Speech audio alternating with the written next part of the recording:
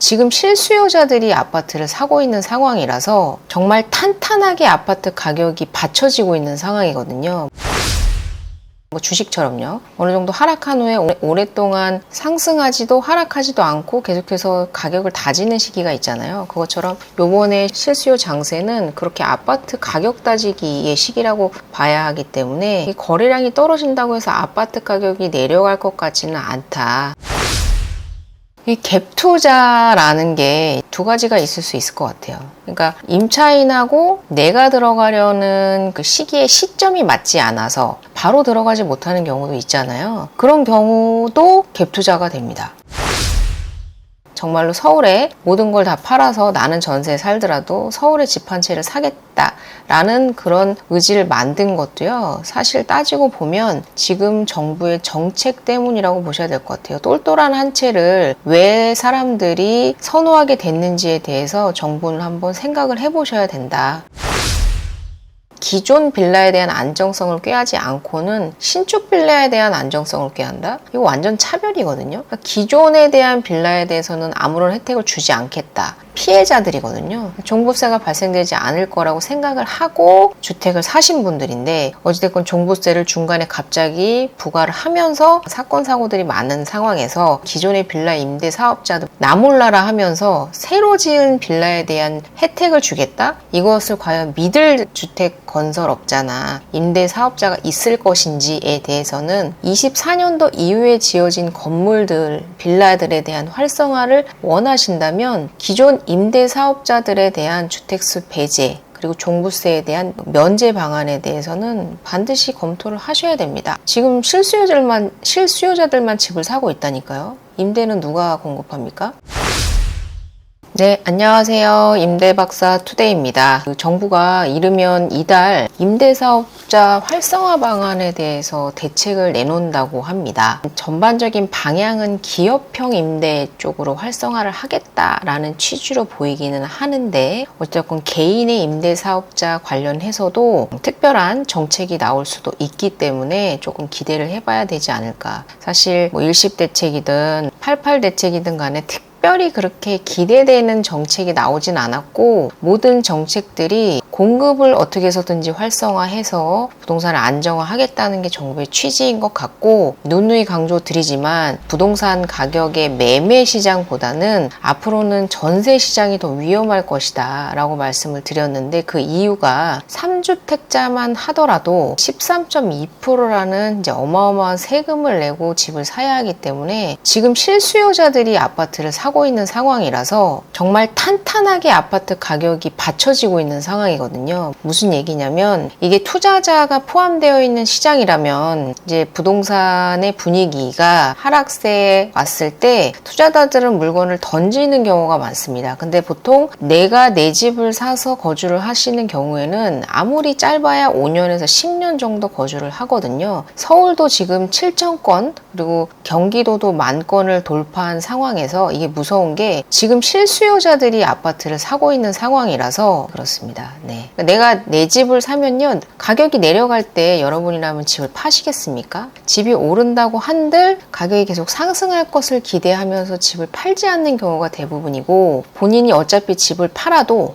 다른 곳으로 이전을 해야 되기 때문에 이제 부동산이 하락하는 기회는 잘 매매를 하지 않습니다. 정말로 이사를 가야 되는 그런 상황이 아니시라면요. 그래서 언제까지 이 거래량이 유지될 건가에 대해서 7,000건, 8,000건까지 가는 이 거래량이 계속해서 유지될 것인가에 대해 거래량이 어느 정도 또 다시 낮아지는 구간이 올 거라고 생각은 하지만 아파트 가격이 내려갈 거라고는 생각하지 않는 이유가 투자자가 집을 산 게 아니기 때문에 그렇습니다. 네. 그래서 지금 바닥을 탄탄하게 다지고 있는 상황이라 주식처럼요. 어느 정도 하락한 후에 오랫동안 상승하지도 하락하지도 않고 계속해서 가격을 다지는 시기가 있잖아요. 그것처럼 요번에 실수요 장세는 그렇게 아파트 가격 다지기의 시기라고 봐야 하기 때문에 거래량이 떨어진다고 해서 아파트 가격이 내려갈 것 같지는 않다. 그래서 앞으로는 그런 폭락 장세 올 거라고는 생각할 수가 없다. 지금 서울만, 그것도 특히 일부 지역에서만 최고가 갱신 뭐 이런 기사들이 많이 나오고 있는데요. 전 정권의 그런 최고점의 아파트 가격을 도달하지 못한 지역들이 훨씬 많기 때문에 지금 아파트를 사신다고 해도 손해가 나진 않을 것이다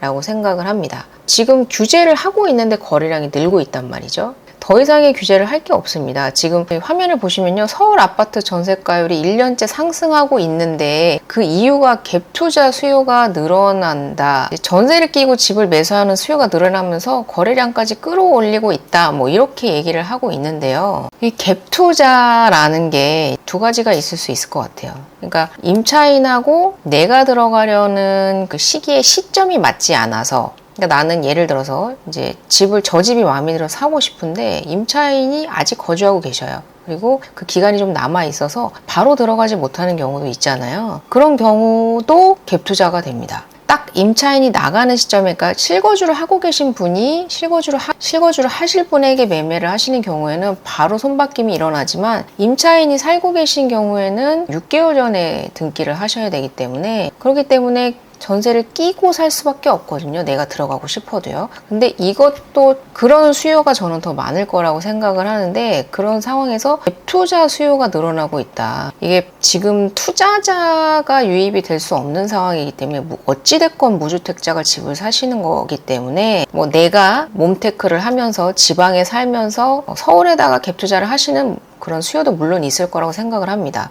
제가 앞서 말씀드린 이유든 지금 정말로 서울에 모든 걸 다 팔아서 나는 전세에 살더라도 서울에 집 한 채를 사겠다라는 그런 의지를 만든 것도요. 사실 따지고 보면 지금 정부의 정책 때문이라고 보셔야 될 것 같아요. 똘똘한 한 채를 왜 사람들이 선호하게 됐는지에 대해서 정부는 한번 생각을 해보셔야 된다 라고 생각이 들면서, 이 갭 투자가 늘어나는 이유가 아이러니하게도 정부의 취득세, 양도세, 종부세에 대한 그런 과도한 세금 규제 때문에 발생을 하는 것이다. 지방에 두 채를 가지고 있으나 서울에 한 채를 가지고 있으나 서울에 한 채를 갖고 있는 게 오히려 더 세금적인 측면에서 이득이 되는 경우도 있기 때문에, 그래서 그 외에 여러 채를 전부 다 매도를 하시고 똘똘한 한 채를 사는 경향이 높아지다 보니까 이런 갭 투자의 수요도 발생하는 것이 아닌가라는 생각이 듭니다. 종부세는 사실 지금 더불어민주당의 당대표가 이제 새로 선출이 되셨는데, 이재명 당대표님께서 연임을 하는 걸로 결정이 되셨더라고요. 이재명 당대표님께서도 종부세와 그리고 금투세에 관련된 부분을 유연하게 바라보겠다라고 얘기를 했기 때문에, 이 종부세는 보유세에 관한 것이기 때문에 보유를 하고 있으신 분들이 집을 털어버리게 되면 임대에 대한 공급이 상당히 낮아지기 때문에, 지금 상황에서는 실수요자들이 집을 사고 있는 상황이기 때문에 1년 뒤, 2년 뒤 이 전세가가 지금보다 더 올라가지 않으리라는 생각을 할 수가 없는 상황입니다. 그렇기 때문에 아마 이재명 당대표님께서도 종부세에 대해서는 계속해서 언급을 하고 계신 게 아닐까. 근데 취득세와 양도세는 투자자의 유입을 끌어내는 정책이거든요. 그렇기 때문에 그것은 이제 국민의힘 쪽에서도 그리고 더불어민주당 쪽에서도 원하지는 않는 것 같습니다.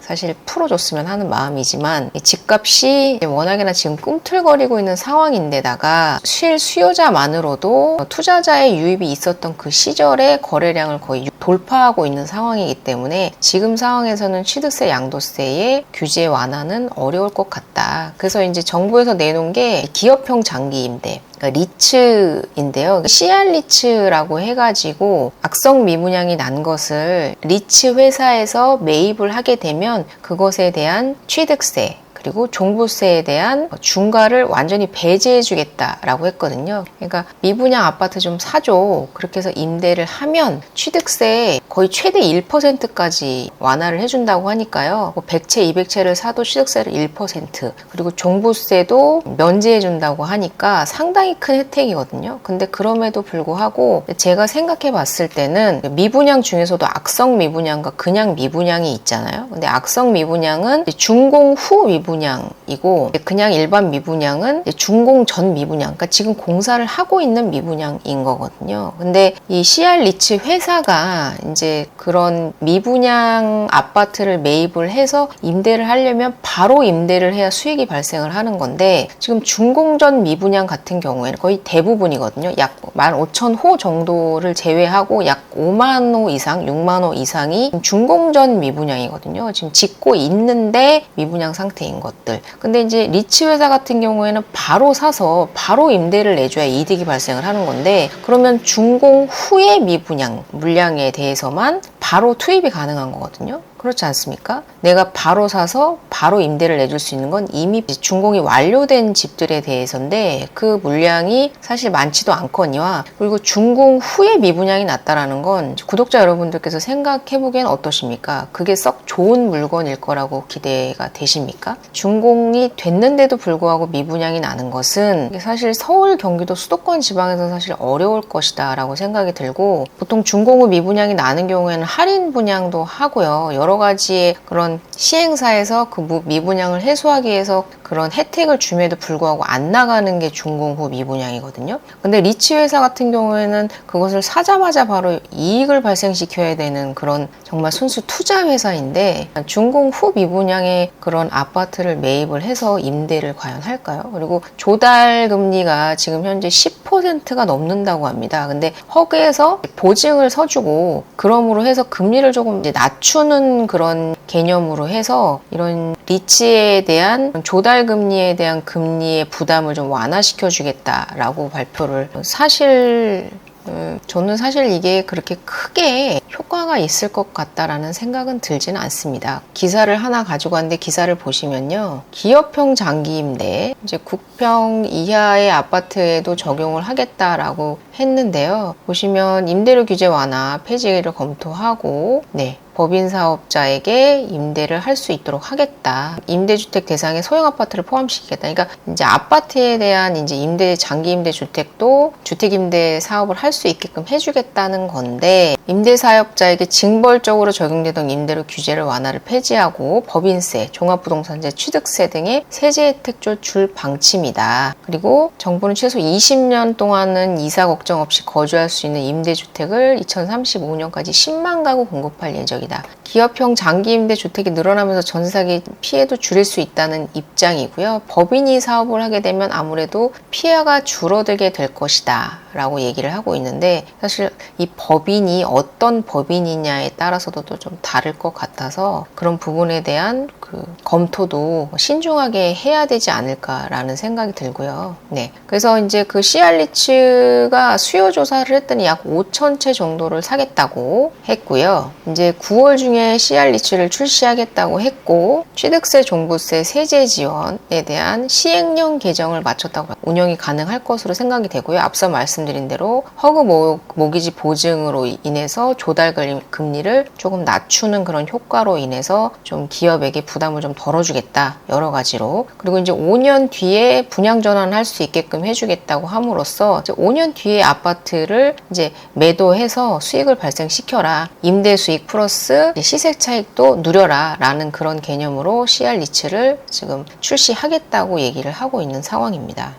그래서 이제 업계 수요를 조사했더니 약 5천 가구 규모의 매각 수요가 있었다 라고 했고요. 그래서 한 채당 2억 7천만 원 정도 가격을 잡으면 약 1조 원 정도가 건설업계에 바로 직접 돌 수 있기 때문에 자금 해소에 도움이 될 것이다 라고 얘기를 하고 있습니다. 이게 악성 미분양, 아까 말씀드린 대로 악성 미분양이 약 14,000가구, 15,000가구 정도 되네요. 그래서 CR 리츠가 만약에 생긴다고 해도 그 악성 미분양, 그러니까 바로 사서 바로 수익이 발생할 수 있는 이 악성 미분양에 투입이 돼야 되는 것인데, 과연 이것을 얼마나 사들일 것인가에 대해서 그것이 관건이지 않을까. 그리고 국민들이 원하는 지역에, 위치에 그런 것들을 공급을 해줘야 할 텐데, 이것이 과연 경기 수도권 지방 그리고 주요 지방의 거점 도시들에 집중이 되어 있는지도 아마 좀 잘 살펴봐야 될 문제 아닐까라는 생각이 듭니다. CR 리츠가 시행되더라도 사업성이 좋지 않은 경우에는 지방 미분양은 구제받기 쉽지 않을 것이라는 분석이 나온다. 네, 저도 그렇게 생각을 하고요. 이제 리츠의 기본 목적이 이윤 창출이라는 점을 본다면 사실 우량 사업장 중심으로 투자가 집중될 가능성이 높다. 그러니까